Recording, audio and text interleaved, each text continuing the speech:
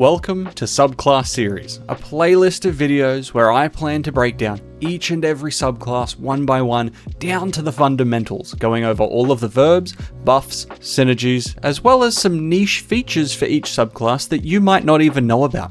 And I pose this question to you: how well do you really know each subclass? This video is mainly targeted at beginners and intermediate players, as well as new players who want to finally understand subclasses so that you can come up with your own builds without having to wait for content creators. Or maybe you want to find a way to take your team's DPS from a 3-phase to a 2-phase. Whatever the case, I'm hoping through this series I can teach you something, even if the takeaway is that you already know everything.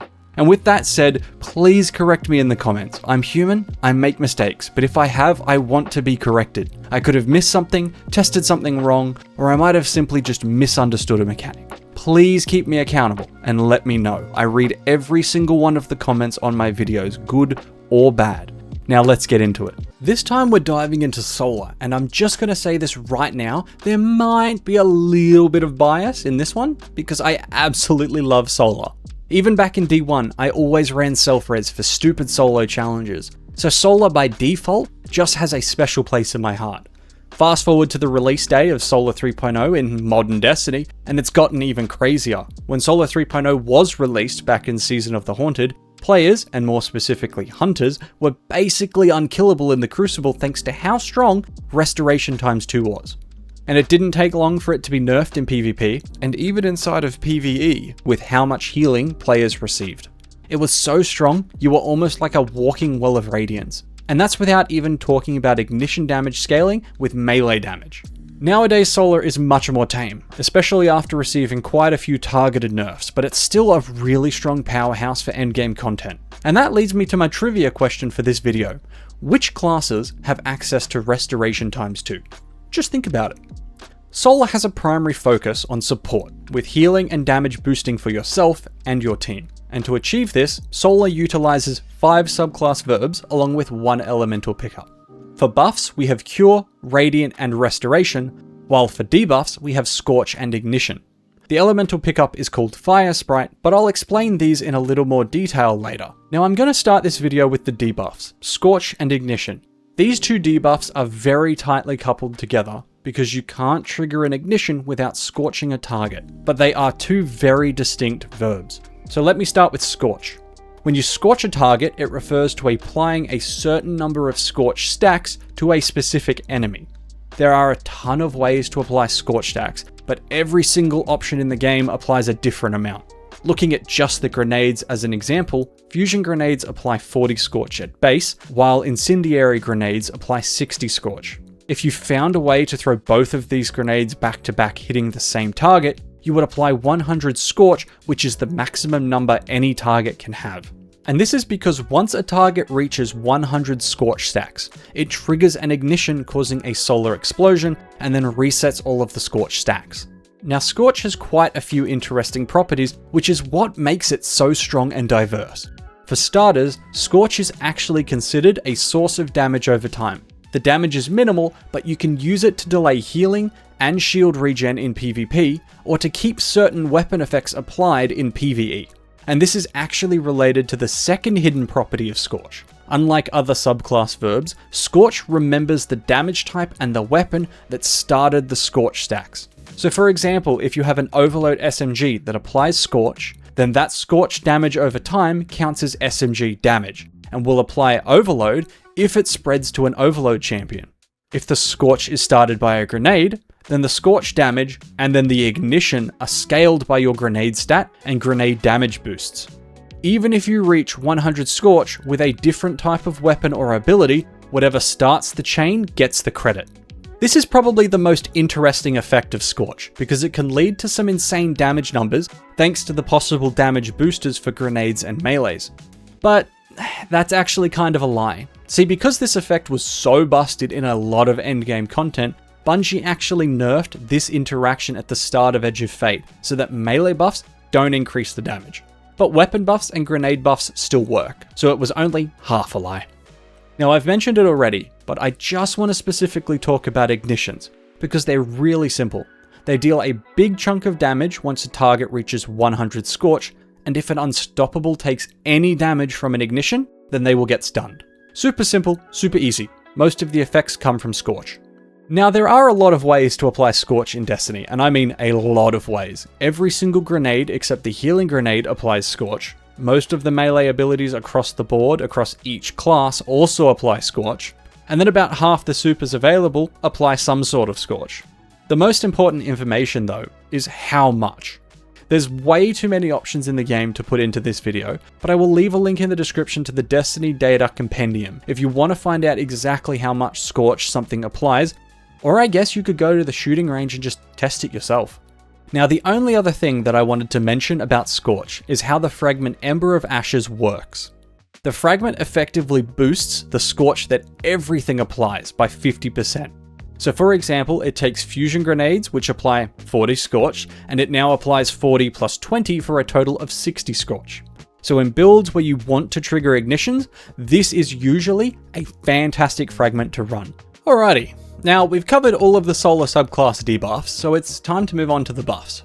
I'm going to start with Radiant, which is the damage boost portion of solar. And Radiant, regardless of how you get it, is always a 20% damage increase. It can be applied to yourself, or it can be applied to your teammates through a couple of options. And it's important to know that whenever you have Radiant, all of your weapons become anti-barrier. So while Radiant is active, you can stun anti-barrier champions with anything, and this includes the Radiant effect granted from Well of Radiance. This is assuming that your weapons aren't already unstoppable or overload from the artifact, or just intrinsically those benefits. Now, the most common method to get Radiant, especially for Titans and Warlocks, is the fragment Ember of Torches. Powered melee hits grant Radiant to you and nearby allies. However, Hunters can do Acrobat's Dodge, which gives Radiant whenever you use your class ability, or Hunters can also land a precision hit with the lightweight knife to give themselves Radiant. The last way to gain Radiant that I actually didn't know about until when I did this testing is that when you step out of a Well of Radiance, you gain Radiant. This can be refreshed by stepping back into the Well of Radiance and then out again, and it will also happen whenever the Well of Radiance disappears. Roughly, you have an extra 8 or more seconds of damage boost once a Well of Radiance runs out. There are a lot of fragments and aspects that benefit from applying Radiant, or at least having Radiant. But unfortunately, there's not many other options to actually start it. Utilizing the artifact each season or carefully build crafting is going to be the only way to take advantage of the increased damage. There are some exotics that can give Radiant, but they're only for Warlocks. Prometheum's Spur will give Radiant if you get kills while standing in a healing rift, and Rain of Fire will give Radiant whenever you get a kill with a fusion rifle. This used to be exceptionally strong in PvP with Vex Mythoclast, but it's been nerfed a couple of times, either directly or indirectly. The remaining two buffs for Solar are Restoration and Cure. These verbs both focus on healing, however Restoration heals over time, while Cure heals instantly. Both can be extremely useful depending on how you build into them though. So let's start with Restoration. This used to be the most powerful of the two healing options, but it has since been nerfed a number of times. For those that might not know, there are multiple levels to Restoration. At base, we have Restoration times 1, and it heals 35 HP per second. This is actually slightly worse than a healing rift, but you're not stuck in one location standing in a rift, you can freely move around and heal at the same time. The real benefit is in Restoration times 2, where you heal 50 HP per second. This used to be much stronger. It was something similar to 60 or 70 HP per second, but it had to be nerfed multiple times. Because back in the day, it was the solution to everything. Every piece of hard content was Restoration times 2 or die. Only the one-shot abilities were able to threaten you. Nowadays, this is still an extremely useful buff that lets you play fairly aggressively, but you can't just ape into a fight, you still have to play thoughtfully. The ways to gain Restoration are pretty similar to Radiant, but there are a few more options. Healing Grenade gives Restoration times 1 unless you run the aspect Touch of Flame on Warlocks, which makes Healing Grenades give Restoration times 2. Running Ember of Mercy gives Restoration times 1 whenever you pick up a Firesprite or revive a teammate. Stepping into a Sunspot with the aspect Sol Invictus gives Restoration times 1, and Phoenix Dive on Warlock with Heat Rises active grants Restoration times 2. There are also a couple of exotic weapons, funnily enough, that give Restoration. Red Death is one of them whenever you get enough kills. and the Warlock Healing Glaive Edge of Intent is the other option. This is actually one of the examples where a nerf was given to stop Warlocks from giving Restoration ×2 outside of the subclass. As for exotic armor, Karnstein Armlets gives Restoration ×1 on any melee kill, and Restoration ×2 on any finisher. I didn't actually know about this change, regardless of how old it is, until making this video, so once again, you learn something new all the time. Titans can utilize Precious Scars to gain Restoration ×1, or Stronghold, which gives Restoration ×2. So there are a few ways to gain Restoration, but you'll need to tweak the entire build around it depending on what you're trying to chase. So that's Restoration, which is the healing over time. Now I want to start talking about Cure. Where do I start with Cure? Just like Restoration, it has multiple levels, which each heal for 60 HP per level. The maximum cure that I have ever seen is Cure ×3, which would fully heal you outside of content like Brawn. And it would be extremely powerful if there was a way to just constantly trigger Cure back to back. However, there is a 1 second cooldown on Cure whenever you're healed, so unfortunately this doesn't work.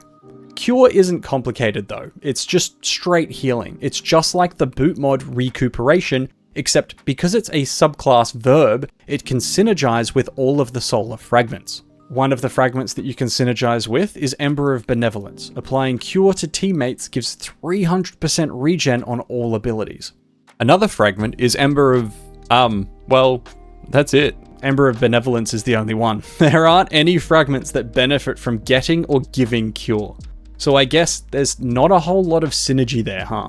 While the healing is still nice, you can get Cure from Ember of Resolve, where grenade kills give Cure ×1, healing grenades at base give Cure ×1, and with Touch of Flame this becomes Cure ×2. Kills with the Hunter aspect on your mark at 10 stacks will give Cure ×1, but you've got to remember that 1 second cooldown. Picking up a Throwing Hammer on Titan gives Cure. Phoenix Dive on Warlocks gives Cure ×2. And airborne kills while Icarus Dash is equipped will grant Cure after a certain number of kills. So there are quite a few options to get it, but there's no benefit from getting it other than the healing. The exact same exotic weapons and armor for Restoration apply here too. Red Death, Edge of Intent, Prometheum Spur, and Karnstein's. And yes, I know, the Speaker Sight helmet exists, but they just make healing grenades do more stuff without actually changing the healing, so that's why I didn't say it. Now, the only thing left in the Solar subclass that we haven't talked about is Firesprites, the elemental pickup for the Solar subclass. Unlike Ionic Tracers, which provide a small chunk of ability energy to all abilities, Firesprites only give grenade energy. But it's more substantial than Ionic Tracers. However, unlike Ionic Tracers, there is no way for you to generate Firesprites for your teammates. So you can't build team synergy around Firesprites. There's also no way to generate Firesprites without intentionally building into them either. The subclass doesn't have any intrinsic Firesprite mechanic. The only way to create a Firesprite is through fragments and some exotic weapons. If you want to create them through the use of fragments, we have Ember of Combustion, which generates a Firesprite on Super Final Blow, or the other option is Ember of Tempering, which allows Solar Weapon Final Blows to generate Firesprites. If you want to run an exotic weapon to create a Firesprite, your only two options are Devil's Ruin and Dragon's Breath. Devil's Ruin is the easier of the two because any kill generates a Firesprite, and after a rework, the gun now completely revolves around Firesprites to trigger its exotic perk. Dragon's Breath, on the other hand, can also generate them on kills, but since it's a heavy rocket launcher, you don't exactly have a lot of ammo. You can also make Firesprites even better through the use of other fragments. For example, with fragments like Ember of Tempering, and then combine that with Ember of Mercy to give Restoration on Firesprite pickup. You can create builds that work around Firesprites quite easily, but it just has to be an intentional process. And that wraps up my Solar subclass breakdown. When constructing your own builds, remember to read each of the fragments, and see which benefit from Scorching and which are primarily focused around the Solar buffs instead. You can have high ability uptime with Solar thanks to Ember of Benevolence, or go all in on the ad clear with Scorch and Ignitions. Knowing what synergies you have with the subclass will greatly improve the potency of all of your builds. So get out there, start crafting your own builds, and feel free to send them my way so I can give them a try too. And with all that said, if you're still watching to this point, thanks very much, I really appreciate you a lot, and as always, have a wonderful rest of your day.